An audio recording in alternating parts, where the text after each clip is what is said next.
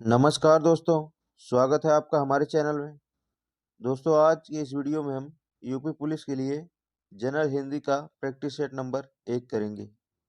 इसमें सभी प्रश्न प्रीवियस ईयर में पूछे गए हैं। आइए दोस्तों स्टार्ट करते हैं। दोस्तों, यदि वीडियो पसंद आए लाइक कर देंगे, चैनल को सब्सक्राइब कर देंगे। आइए देखिए पहला प्रश्न। निम्नलिखित में तद्भव शब्द है। निम्नलिखित में से तद्भव शब्द कौन है? देखिए, अंधकार तत्सम है, अंगरक्षक तत्सम है, आशा भी तत्सम शब्द है। अचरज जो है तद्भव शब्द है। ऑप्शन नंबर ए इस प्रश्न का सही जवाब है, क्योंकि अचरज का जो है तत्सम आश्चर्य होता है। देखिए, शब्दों की उत्पत्ति के आधार पर 4 भागों में बांटा गया है। कौन कौन से हैं? तत्सम, तद्भव, देशज और विदेशज। देखिए, तत्सम क्या होते हैं? संस्कृत के मूल शब्द जो हिंदी में प्रयोग होते हैं उन्हें तत्सम शब्द कहा जाता है। और संस्कृत के मूल शब्द का रूप बदलकर प्रयोग जब हिंदी में किया जाता है तो उसे तद्भव शब्द कहा जाता है। अगला क्वेश्चन देखिए।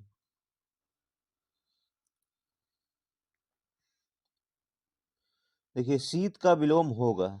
शीत का विलोम क्या होगा? तो शीत का विलोम क्या होगा? उष्ण।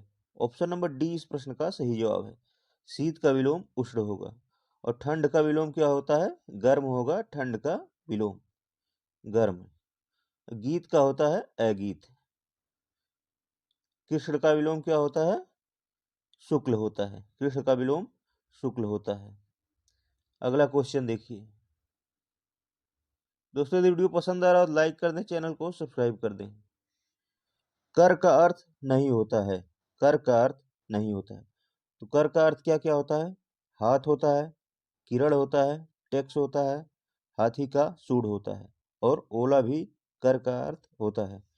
कर का अर्थ सूर्य नहीं है। ऑप्शन नंबर ए इस प्रश्न का सही जवाब है। अगला क्वेश्चन देखिए। जो कठिनाई से मिलता है के लिए एक शब्द होगा। जो कठिनाई से मिलता है के लिए एक शब्द क्या होगा? तो इसके लिए एक शब्द क्या होगा? दुर्लभ। जो कठिनाई से मिलता है उसके लिए एक शब्द दुर्लभ होगा। ऑप्शन नंबर बी इस प्रश्न का सही जवाब है। अगला क्वेश्चन देखिए।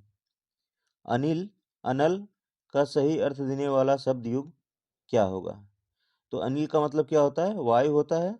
अनल का मतलब अग्नि होता है। तो इस प्रश्न का सही जवाब क्या हो जाएगा? ऑप्शन नंबर ए इस प्रश्न का सही जवाब होगा, वायु, अग्नि। अगला क्वेश्चन देखिए।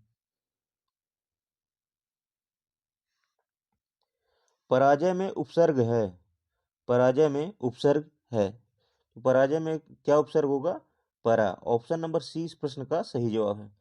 पराजय में परा उपसर्ग होगा। और लिखावट में प्रत्यय क्या होगा? लिखावट में क्या प्रत्यय होगा? आवट। ऑप्शन नंबर सी इस प्रश्न का सही जवाब होगा।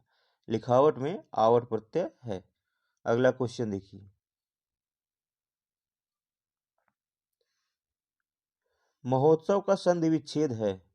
महोत्सव का संधि विच्छेद क्या होगा? तो इसका संधि विच्छेद क्या होगा? महा प्लस उत्सव। ऑप्शन नंबर बी इस प्रश्न का सही जवाब है। महोत्सव का संधि विच्छेद महा प्लस उत्सव होगा। यहाँ कौन सी संधि होगी? गुण संधि होगी। अगला क्वेश्चन देखिए। मैंने घर जाना था वाक्य में अशुद्धि अंश क्या है? तो इसमें अशुद्धि अंश क्या होगा? मैंने के स्थान पर क्या होगा? मुझे होगा। मुझे घर जाना था। ऑप्शन नंबर ए इस प्रश्न का सही जवाब है। अगला क्वेश्चन देखिए। देशभक्ति में समास है। देशभक्ति में कौन सा समास होगा? इसमें कौन सा समास होगा? तत्पुरुष समास। ऑप्शन नंबर सी इस प्रश्न का सही जवाब है। देशभक्ति में तत्पुरुष समास है। समास के कितने भेद होते हैं? समास के 6 भेद होते हैं। इसे पिछली बार एग्जाम में पूछा गया था। देखिए, जिस समास में अंतिम पद प्रधान होता है, कौन सा पद? अंतिम पद। अंतिम पद प्रधान होता है उसे तत्पुरुष समास कहा जाता है। अगला क्वेश्चन देखिए। पुस्तक पढ़ी जाती है में कौन सा वाच्य है? पुस्तक पढ़ी जाती है में कौन सा वाच्य है? इसमें कौन सा वाच्य होगा? कर्मवाच्य। ऑप्शन नंबर बी इस प्रश्न का सही जवाब है। पुस्तक पढ़ी जाती है में कर्मवाच्य होगा। अगला क्वेश्चन देखिए।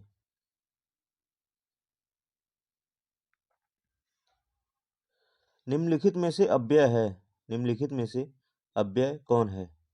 तो देखिए अव्यय इसमें से कौन है? और जो है अव्यय है। ऑप्शन नंबर डी इस प्रश्न का सही जवाब है। अव्यय और क्या क्या हो सकते हैं? आज हो सकता है, कब हो सकता है, जब हो सकता है, इधर हो सकता है, उधर हो सकता है, ये सब क्या है? अव्यय है। अगला क्वेश्चन देखिए, हिंदी में पूर्ण विराम का चिन्ह है। देखिए पूर्ण विराम का चिन्ह कौन है? ऑप्शन नंबर सी, पूर्ण विराम का चिन्ह ऑप्शन नंबर सी है। इस प्रश्न का सही जवाब है option number C. Option number A किस प्रकार का चिन्ह है? ये विस्मयादि बोधक चिन्ह है। और बी क्या है? ये फुल स्टॉप है। और डी क्या है? प्रश्नवाचक चिन्ह है। अगला क्वेश्चन देखिए, दूध का दूल्हा होना मुहावरे का अर्थ है। दूध का दूल्हा होना मुहावरे का क्या अर्थ होगा? तो इसका क्या अर्थ होगा? निर्दोष होना। ऑप्शन नंबर ए इस प्रश्न का सही जवाब है। अगला क्वेश्चन देखिए,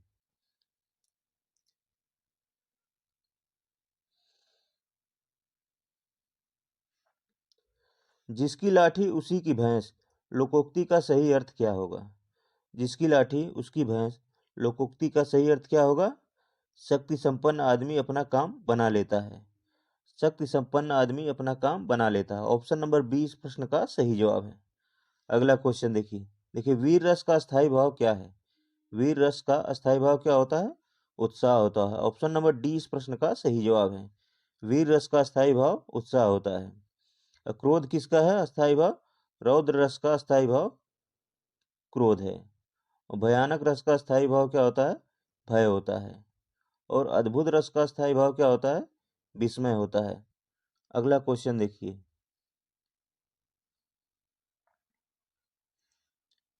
दोहा के प्रथम चरण में कितनी मात्राएं होती हैं?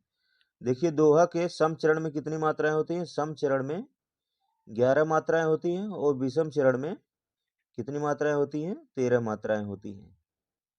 तो दोहा के प्रथम चरण में कितनी मात्राएं होंगी? 13 मात्राएं। ऑप्शन नंबर सी इस प्रश्न का सही जवाब है। अगला क्वेश्चन देखिए, निम्नलिखित में से कौन शब्दालंकार है? देखिए शब्दालंकार कौन कौन होते हैं? शब्दालंकार कौन कौन होते हैं? देखिए अनुप्रास हुआ, श्लेष हुआ, यमक हुआ, ये तीनों शब्दालंकार के भेद हैं। ऑप्शन नंबर डी इस प्रश्न का सही जवाब है। यमक जो है शब्दालंकार है। उपमा, रूपक, उत्प्रेक्षा तीनों ही किसके हैं? अर्थालंकार के भेद हैं। अगला क्वेश्चन देखिए, निम्न में से तालव्य ध्वनि है। निम्न में से तालव्य ध्वनि क्या है? तालव्य ध्वनि क्या होती है? जिसे तालु की सहायता से बोला जाता है। तो कौन हो जाएगा? ऑप्शन नंबर सी शाह जो है तालव्य ध्वनि है। ऑप्शन नंबर सी इस प्रश्न का सही जवाब है। तालव्य ध्वनि क्या क्या होती हैं? देखिए च, छ, ज, झ, य, और क्या क्या होता है? श होता है और य होता है। अगला क्वेश्चन देखिए, निम्न में से कौन सा वर्ण अघोष है? अघोष कौन सा वर्ण है? तो अघोष कौन होगा? क्या होगा? देखिए प्रथम और द्वितीय शब्द जो है सभी पंक्ति के अघोष होते हैं। बाकी तृतीय, चतुर्थ और पंचम जो है सघोष शब्द होते हैं। अगला क्वेश्चन देखिए, निम्न में से कौन सा शब्द स्त्रीलिंग है? देखिए स्त्रीलिंग कौन हुआ? रचना। ऑप्शन नंबर डी इस प्रश्न का सही जवाब है। रचना जो है स्त्रीलिंग शब्द है। देखिए निम्न में से कौन सा शब्द पुल्लिंग है? देखिए इच्छा, राष्ट्र, रक्षा, योग्यता। तो इसमें से पुल्लिंग कौन सा है? राष्ट्र। ऑप्शन नंबर बी इस प्रश्न का सही जवाब। राष्ट्र जो है पुल्लिंग शब्द है। अगला क्वेश्चन देखिए,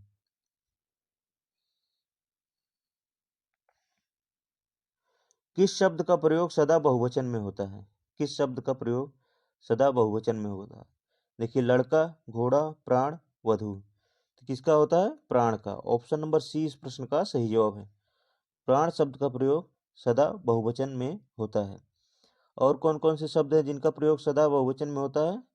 लोग, लोग का प्रयोग भी सदा बहुवचन में होता है। दर्शन का प्रयोग भी सदा बहुवचन में होता है। अगला क्वेश्चन देखिए, ने किस कारक का चिन्ह है? ने जो है किस कारक का चिन्ह है? तो यह किस कारक का चिन्ह है? कर्ता कारक का। ऑप्शन नंबर ए इस प्रश्न का सही जवाब है। ने कर्ता कारक का चिन्ह है। को किस कर्म का चिन्ह क्या होता है? को होता है कर्म का चिन्ह। करण का होता है से, के, द्वारा। और संप्रदान के क्या होता है? को या के लिए। अगला क्वेश्चन देखिए। निम्नलिखित में सर्वनाम है। देखिए सर्वनाम का मतलब क्या होता है? सबका नाम। तो सर्वनाम क्या होगा? ऑप्शन नंबर बी आप जो है सर्वनाम है। ऑप्शन नंबर बी इस प्रश्न का सही जवाब है। सर्वनाम के कितने भेद होते हैं? सर्वनाम के कुल 6 भेद होते हैं। अगला क्वेश्चन देखिए। निम्नलिखित में से विशेषण है। देखिए निम्नलिखित में से विशेषण कौन सा होगा? तो इसमें से विशेषण कौन सा है? शांत। ऑप्शन नंबर डी इस प्रश्न का सही जवाब है। शांत जो है विशेषण शब्द है। अगला क्वेश्चन देखिए। प्रेरणार्थक क्रिया है। तो इसमें से प्रेरणार्थक क्रिया क्या होगी? जो है सुनना जो है प्रेरणार्थक क्रिया है। ऑप्शन नंबर सी इस प्रश्न का सही जवाब है। सुनना क्या है? एक प्रेरणार्थक क्रिया है। अगला क्वेश्चन देखिए। लड़के ने पुस्तक पढ़ी है। वाक्य का काल बताइए। देखिए लड़का पुस्तक क्या हुआ है? पढ़ चुका है। तो इसमें से कौन सा काल होगा? पूर्ण वर्तमान। ऑप्शन नंबर बी इस प्रश्न का सही जवाब है। अगला क्वेश्चन देखिए। देखिए निर्देश दिया गया है 67 से 71 के लिए। निम्नलिखित गद्यांश को पढ़िए और पूछे गए प्रश्नों के सही उत्तर वाले विकल्प को चुनिए। देखिए भारत ने स्वाधीनता प्राप्त करने के बाद अनेक क्षेत्रों में महत्वपूर्ण उपलब्धियां प्राप्त की हैं। जब हम स्वतंत्र हुए तो उस समय हमारी स्थिति अच्छी नहीं थी। सरकारी प्रयासों से काफ़ी सुधार हुआ, परंतु अभी तक एक क्षेत्र ऐसा है जिसमें हम अभी तक कुछ विशेष नहीं कर पाए हैं। वह क्षेत्र है खेल का। इससे बड़ी विडंबना क्या हो सकती है कि वर्षों से हम ओलंपिक में कोई भी स्वर्ण पदक नहीं जीत पाए। दुनिया के छोटे छोटे विकसित निर्धन राष्ट्रों के प्रतिभागी भी खेल कूद के क्षेत्र में हमसे आगे निकल गए हैं। कभी हॉकी का विशेष चैंपियन रहने वाला भारत आज इस खेल में अपनी प्रतिष्ठा खो चुका है। खेलों में गिरते स्तर के लिए कौन जिम्मेदार है? एक ओर सरकार के उदासीन दोषपूर्ण सरकारी नीतियां, तो दूसरी ओर विभिन्न खेल संघों की गुटबाजी, खिलाड़ियों के लिए असुविधाओं एवं प्रशिक्षण का सर्वथा अभाव, या कुछ प्रतियोगिताओं में भाग लेकर खाली हाथ लौटने पर सभी एक दूसरे को दोषी बताते हैं। कारण चाहे जो भी हो, इतना तय है कि खेल कूद को राष्ट्रीय सम्मान का पर्याय नहीं मानते हैं।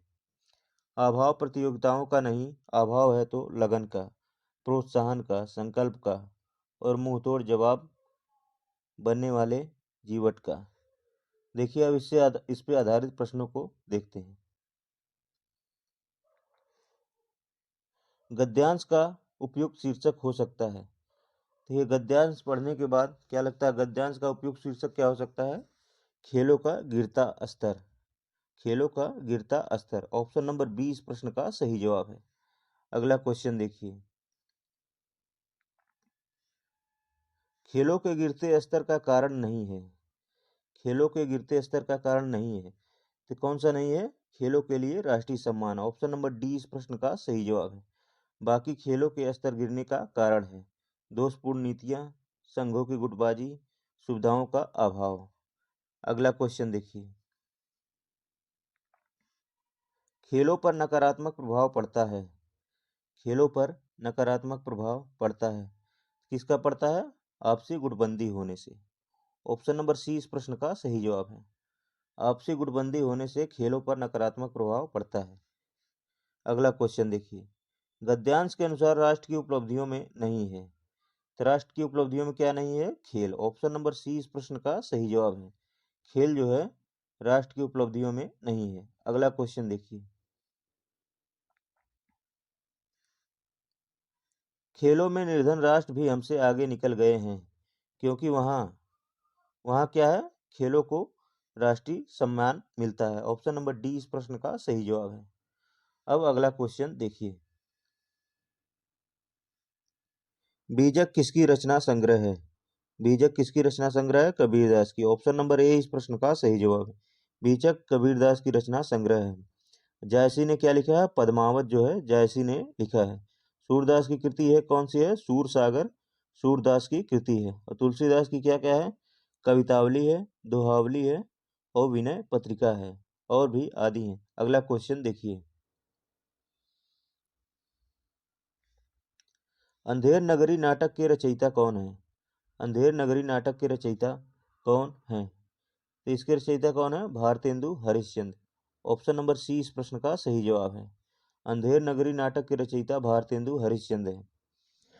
अगला क्वेश्चन देखिए, कामायनी के रचनाकार कौन है? कामायनी के रचनाकार कौन है? तो इसके रचनाकार कौन है? जयशंकर प्रसाद। ऑप्शन नंबर ए इस प्रश्न का सही जवाब है। इसकी रचना कब किया गया था? 1936 ईस्वी में इसकी रचना किया गया था। देखिए, सुमित्रा नंदन पंत को क्या कहा जाता है? प्रकृति का सुकुमार कवि कहा जाता है। यामा जो है महादेवी वर्मा की रचना है। महादेवी वर्मा की रचना कौन सी है? यामा जो है महादेवी वर्मा की रचना है। अगला क्वेश्चन देखिए, गोदान किसका उपन्यास है? तो गोदान किसका उपन्यास है? मुंशी प्रेमचंद का। ऑप्शन नंबर बी इस प्रश्न का सही जवाब है। गोदान जो है मुंशी प्रेमचंद का उपन्यास है। देखिए, मुंशी प्रेमचंद का एक अधूरा उपन्यास भी है, इसका नाम क्या है? मंगल सूत्र। मंगल सूत्र जो है मुंशी प्रेमचंद का अधूरा उपन्यास है। दोस्तों, आज की वीडियो में बस इतना ही। वीडियो यदि पसंद आया हो तो लाइक कर दें, चैनल को सब्सक्राइब कर दें। इस वीडियो को देखने के लिए आपका बहुत बहुत धन्यवाद।